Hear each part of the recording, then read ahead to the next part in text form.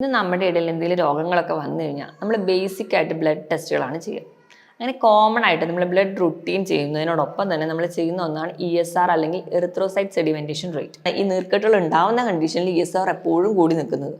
നമ്മൾ രോഗവിവരങ്ങളൊക്കെ നോക്കുകയാണെങ്കിൽ ഏറ്റവും കൂടുതൽ ഇപ്പോൾ നമുക്കറിയാം, നമ്മൾ പനി അല്ലെങ്കിൽ ജലദോഷം, കഫക്കെട്ട് പോലെയുള്ള എന്തെങ്കിലും ഇൻഫെക്ഷൻസ് നമ്മുടെ ശരീരത്തിൽ ഉണ്ടെങ്കിൽ നമുക്ക് ESR കൂടുതലായിട്ട് നിൽക്കുന്നത് കാണാം. പക്ഷേ ESR ഇങ്ങനെ കൂടുതലായിട്ട് നിൽക്കുന്നതുകൊണ്ട് നമുക്ക് എവിടെയാണ് ഇൻഫെക്ഷൻ അല്ലെങ്കിൽ എവിടെയാണ് ഇൻഫെക്ഷൻ കാണിക്കുന്നത്, അല്ലെങ്കിൽ ഇപ്പോൾ ഒരു ഉദാഹരണത്തിന് UTI ആണെങ്കിൽ പോലും നമ്മുടെ ശരീരത്തിൽ ESR കൂടുതലായിട്ട് നിൽക്കുന്നതാണ്.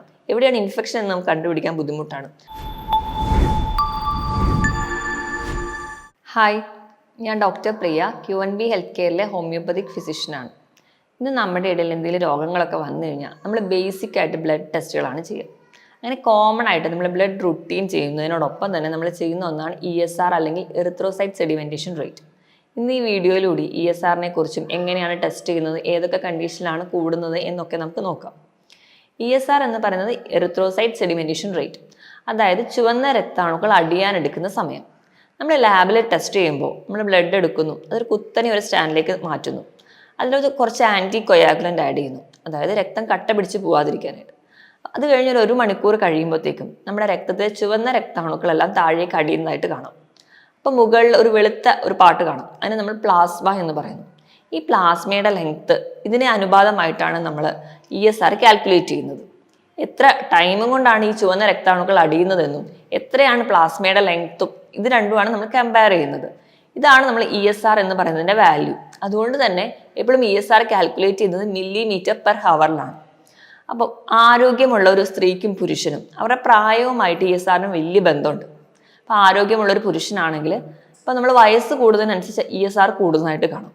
അപ്പോൾ പുരുഷന്മാരുടെ കേസ് എടുക്കുകയാണെങ്കിൽ അവരുടെ പ്രായത്തിൻ്റെ പകുതിയാണ് എപ്പോഴും ESR കാണിക്കുക. ഉദാഹരണം, 50 വയസ്സുള്ള ഒരാളാണെങ്കിൽ ESR എപ്പോഴും ഒരു 25 അങ്ങനെയൊക്കെ കാണാം. ഒരു 70 വയസ്സുള്ള ഒരാളാണെങ്കിൽ 35, അതായത് പ്രായത്തിനനുസരിച്ച് ESR കൂടുന്നുണ്ട്. ഇനി സ്ത്രീകളുടെ കേസ് എടുക്കുകയാണെങ്കിൽ അവരുടെ പ്രായം വെച്ച് നോക്കുകയാണെങ്കിൽ ESR അവരുടെ പ്രായത്തിനേക്കാളും പകുതിയിൽ ഒരു 5ഓ 10ഓ കൂടുതലായിരിക്കും. കാരണം സ്ത്രീകളുടെ ശരീരത്തിൽ ഉണ്ടായ വ്യത്യാസങ്ങൾ കൊണ്ട് തന്നെയാണ്. അപ്പോൾ നമ്മൾ എടുക്കുകയാണെങ്കിൽ അവരുടെ പകുതിയിൽ ഒരു 5ഓ 10ഓ വാല്യൂ കൂടുതലായിട്ട് നിൽക്കുകയാണെങ്കിൽ അത് സ്ത്രീകളിൽ നോർമലാണ്. എപ്പോഴും ഒരു അഡൽട്ട് പറയുകയാണെങ്കിൽ അഡൽട്ടിന് ഒരു 20 ml/ഹവർ ഒക്കെയാണ് കോമൺ ആയിട്ടുള്ള ഒരു നാച്ചുറൽ ആവറേജ് ആയിട്ട് റേഞ്ച് പറയുന്നത്. ESR എന്ന് പറയുന്നത് നമ്മളെ പല കാര്യങ്ങളെ ഡിപ്പെൻഡ് ചെയ്തിട്ടാണ് ഇരിക്കുന്നത്. ഇപ്പം നമ്മൾ ലാബിൽ ടെസ്റ്റ് ചെയ്യുമ്പോൾ ആ സ്റ്റാൻഡിൽ ചെറിയൊരു ചെരിവ് ഉണ്ടെങ്കിൽ ആ ഒരു ചെരിവ് പോലും ESRന് നമുക്ക് വാല്യൂവിൽ വ്യത്യാസങ്ങൾ ഉണ്ടാക്കുന്നുണ്ട്. അതുകൊണ്ട് തന്നെയാണ് എപ്പോഴും ഒരു കറക്റ്റ് പൊസിഷനിലായിരിക്കണം, കറക്റ്റ് ടൈമിംഗ് ആയിരിക്കണം എന്നൊക്കെ നമ്മൾ പറയുന്നത്. അപ്പോൾ അങ്ങനെ നമ്മൾ വാല്യൂ കാൽക്കുലേറ്റ് ചെയ്യുമ്പോൾ ESR പല രോഗങ്ങളിലും പല നോർമൽ ആയിട്ടുള്ള ഫിസിയോളജിക്കൽ പ്രോസസ്സിലൊക്കെ വേരിയേഷൻ കാണിക്കാറുണ്ട്. ഉദാഹരണം എടുക്കുകയാണെങ്കിൽ നമ്മുടെ ഹാർട്ടിൻ്റെ പമ്പിങ് കുറച്ച് കൂടുതലായിട്ടുള്ള കണ്ടീഷൻ, ഇപ്പോൾ സ്ത്രീകളുടെ കേസിൽ എടുക്കുകയാണെങ്കിൽ പ്രഗ്നൻസി അല്ലെങ്കിൽ അവരുടെ ആർത്തവത്തിന് കുറച്ച് മുൻപ് ഉള്ളൊരു പീരീഡ്, പ്രീമെൻസ്ട്രൽ പീരീഡിലൊക്കെ നോക്കുകയാണെങ്കിൽ ESR സ്വല്പം കൂടുതലായിരിക്കും. അതുപോലെ തന്നെ അമിതവണ്ണമുള്ളവർക്കാണെങ്കിൽ ചിലപ്പോൾ അവരുടെ ESR കുറച്ച് വാല്യൂ വേരിയേഷൻ കാണിക്കാറുണ്ട്. അതിന് കാരണം എന്ന് പറഞ്ഞു കഴിഞ്ഞാൽ നമ്മുടെ ശരീരത്തിൽ എവിടെയൊക്കെ നീർക്കെട്ടുണ്ടാവുന്നോ അവിടെയൊക്കെ ESR കൂടും. ഈ അമിതവണ്ണം എന്ന് പറയുന്നതും നമുക്കൊരു ശരീരത്തിൽ ഒരു നീർക്കെട്ടായിട്ട് കണക്ട് ചെയ്യാം. അതുപോലെ തന്നെ ഇൻസുലിൻ റെസിസ്റ്റൻസ് പോലെയുള്ള കണ്ടീഷൻസും ഉണ്ടാവാം. അതുകൊണ്ടാണ് ഈ അമിതവണ്ണമുള്ളവർക്ക് എപ്പോഴും അവർ ഹെൽത്തി ആണെങ്കിൽ കൂടി സ്വല്പം ESR ഒന്ന് കൂടുതലായിട്ട് നിൽക്കുന്നത്. ഇത് നോർമലി ESR കൂടുന്ന ചില കണ്ടീഷൻസ് ആണ്. ഇത് കൂടാതെ ചില നമ്മുടെ ഹെൽത്തി അല്ലാത്ത കണ്ടീഷൻസിലും, അതായത് നമ്മൾ ചില ഡിസീസ് കണ്ടീഷൻസിലും ESR കൂടുന്നതായിട്ട് കാണാം. ESR എപ്പോഴും കൂടണമെങ്കിൽ അവിടെ നമ്മുടെ ശരീരത്തിൽ എന്തെങ്കിലും നീർക്കെട്ടുകൾ ഉണ്ടാവുന്നതായിട്ട് കാണാം. ഇതിന് കാരണം നമ്മുടെ ശരീരത്തിൽ എന്തെങ്കിലും നീർക്കെട്ടുകളൊക്കെ ഉണ്ടാകുമ്പോൾ ശരീരത്തിൽ പലതരത്തിലുള്ള പ്രോട്ടീൻസ് ഉണ്ടാവുന്നുണ്ട്. ഈ പ്രോട്ടീൻസ് നമ്മൾ ചുവന്ന രക്താണുക്കളെ പെട്ടെന്ന് ഡിപ്പോസിറ്റ് ചെയ്യാൻ അല്ലെങ്കിൽ പെട്ടെന്ന് താഴേക്ക് അടിയാൻ വേണ്ടി കാരണമാകുന്നുണ്ട്. അതുകൊണ്ട് തന്നെയാണ് ഈ നീർക്കെട്ടുകൾ ഉണ്ടാവുന്ന കണ്ടീഷനിൽ ESR എപ്പോഴും കൂടി നിൽക്കുന്നത്. നമ്മൾ രോഗവിവരങ്ങളൊക്കെ നോക്കുകയാണെങ്കിൽ ഏറ്റവും കൂടുതൽ ഇപ്പോൾ നമുക്കറിയാം, നമ്മൾ പനി അല്ലെങ്കിൽ ജലദോഷം, കഫക്കെട്ട് പോലെയുള്ള എന്തെങ്കിലും ഇൻഫെക്ഷൻസ് നമ്മുടെ ശരീരത്തിൽ ഉണ്ടെങ്കിൽ നമുക്ക് ESR കൂടുതലായിട്ട് നിൽക്കുന്നത് കാണാം. അപ്പോൾ നമ്മുടെ ശരീരത്തിൽ എന്തെങ്കിലും ഒരു ഇൻഫെക്ഷൻ, അത് എവിടെയാണെന്ന് നമുക്ക് കണ്ടുപിടിക്കാൻ പറ്റിയില്ലെങ്കിലും എന്തെങ്കിലും ഒരു ഇൻഫെക്ഷൻ ഉണ്ടെങ്കിൽ ESR എപ്പോഴും കൂടുതലായിട്ട് നിൽക്കും. അപ്പോൾ നമുക്ക് അസുഖമൊക്കെ മാറി നമ്മൾ ഹെൽത്തി ആണോ എന്നറിയാൻ വേണ്ടിയിട്ട് നമ്മൾ ESR വീണ്ടും റിപ്പീറ്റ് ചെയ്യാറുണ്ട്. ഇപ്പോഴും നമ്മൾ മെഡിസിൻ കഴിച്ച് നമ്മളെ രോഗം മാറിയാലും ESR നോർമൽ ആകുമ്പോൾ മാത്രമേ നമ്മൾ ഇൻഫെക്ഷൻ സ്റ്റേജ് കഴിഞ്ഞു എന്ന് പറയാൻ പറ്റുള്ളൂ. ഒന്നാമതായിട്ട് വൈറൽ ഇൻഫെക്ഷൻസിലൊക്കെ ESR കൂടുതലായിട്ട് നിൽക്കും. രണ്ടാമതായിട്ട് ESR ഏറ്റവും കൂടുതലായി നിൽക്കുന്ന ഒരു കണ്ടീഷനാണ് ആമവാദം. ആമവാദം എന്ന് പറഞ്ഞാൽ നമ്മുടെ കൈകളിലെ വിരലിലോ അല്ലെങ്കിൽ നമ്മുടെ ശരീരത്തിലെ ചെറിയ മണക്കുകളെ ബാധിക്കുന്ന രോഗമാണ്. സന്ധിവേദനയും അതുപോലെ തന്നെ അത് കൂടുതലായിട്ട് നിൽക്കുന്ന കണ്ടീഷൻസിൽ അത് പല ഡിഫോമിറ്റിയും ശരീരത്തിൽ ഉണ്ടാക്കും. ഇതാണ് വേറൊരു കണ്ടീഷൻ. ഇത് കൂടാതെ തന്നെ നമുക്ക് പല വേറെ രോഗങ്ങളിലും കാണാറുണ്ട്. അങ്ങനെയുള്ള ചിലതിൽ ഒന്നാമതായിട്ട് നമ്മുടെ ഗ്യാസ്ട്രിക് സംബന്ധമായ രോഗങ്ങളിലൊന്നാണ് IBS അല്ലെങ്കിൽ കോൺസ് ഡിസീസ്. അതായത് ഇറിറ്റബിൾ ബവൽ സിൻഡ്രോം. നമുക്ക് പെട്ടെന്ന് തന്നെ ബാത്റൂമിൽ പോകാൻ തോന്നുന്നത്, ഭക്ഷണം ഒന്ന് അബ്സോർബ് ചെയ്യാനോ അല്ലെങ്കിൽ ആ ഒരു അബ്സോർബിറ്റീവ് കപ്പാസിറ്റി ഒന്നും ഇല്ലാതെ തന്നെ പെട്ടെന്ന് ടെൻഷൻ വരുമ്പോൾ ബാത്റൂമിൽ പോകാൻ തോന്നുക, അല്ലെങ്കിൽ എവിടെ ഒരു ആൻസൈറ്റി വരുമ്പോൾ ബാത്റൂമിൽ പോകാൻ തോന്നുക, ഇങ്ങനെയുള്ള കണ്ടീഷൻസ്. ഇതുകൂടാതെ കോൺസ് ഡിസീസ്, അൾസറേറ്റീവ് കൊളൈറ്റിസിലൊക്കെ ESR കൂടുതലായിട്ട് നിൽക്കാറുണ്ട്. ഇനി നമ്മുടെ ചില ക്യാൻസർ രോഗങ്ങളിലും ESR കൂടുതലായിട്ട് നിൽക്കാറുണ്ട്. പ്രധാനമായിട്ടും ഒരു മോഡറേറ്റ് ലെവലിൽ കൂടി നിൽക്കുന്നതാണ് ലിംഫോമ പോലെയുള്ള കണ്ടീഷൻസ്. ലിംഫോമ പോലെയുള്ള കണ്ടീഷനിൽ കൂടുതലായിട്ട് നിൽക്കാൻ കാരണം ക്യാൻസർ എന്ന് പറയുന്നത് ഒരു തരത്തിൽ ശരീരത്തിൽ ഫ്രീ റാഡിക്കൽസ് ഉണ്ടാക്കുന്ന നീർക്കെട്ടാണ്. അതുകൊണ്ട് തന്നെ ESR ഈ ഒരു കണ്ടീഷനിൽ കൂടുതലായിട്ട് നിൽക്കുന്നത് കാണാം.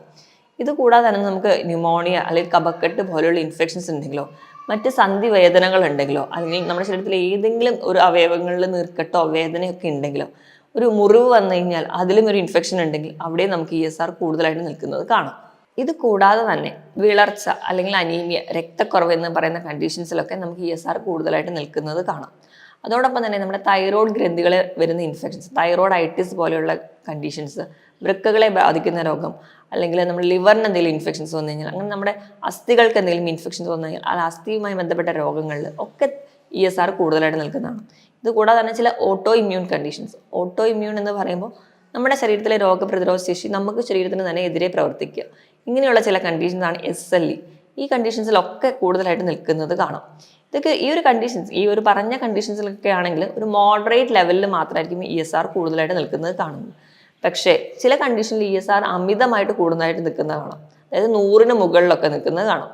അത് കൂടുതലായിട്ടും കാണുന്നത് ചില തരത്തിലുള്ള ക്യാൻസർ രോഗങ്ങൾ, മൾട്ടിപ്പിൾ മൈലോമ അല്ലെങ്കിൽ ലിംഫോമയുടെ തന്നെ വേറെ തരത്തിലുള്ളത്, ഇവയിലൊക്കെ കൂടുതലായിട്ട് നിൽക്കുന്നത് നമുക്ക് കാണാം.